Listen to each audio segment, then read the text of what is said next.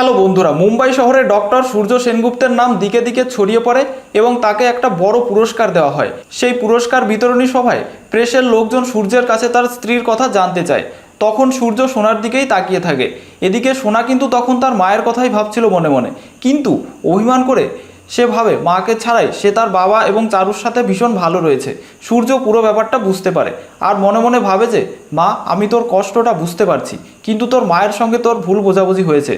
তোর মা, তোর বোন রূপা এবং তোকে সমান ভালোবাসে, তোরা দুজনেই তোর মায়ের প্রাণ। এরপর তারা একটা বাঙালি রেস্টুরেন্টে খেতে আসে।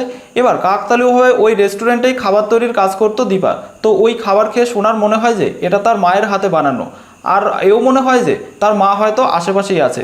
আর সোনা সূর্যকে এই ব্যাপারটা খুলে বলে। সূর্য তার কথা শুনে চমকে যায়। তো বন্ধুরা, তোমরা নিশ্চয়ই চাও যে এই রেস্টুরেন্টের খাবারের সূত্র ধরে সোনা এবং সূর্য দীপাকে খুঁজে পায় আর তার মন থেকে মায়ের প্রতি সমস্ত অভিমান ধুয়ে মুছে সাফ হয়ে যাক, কি তাই তো?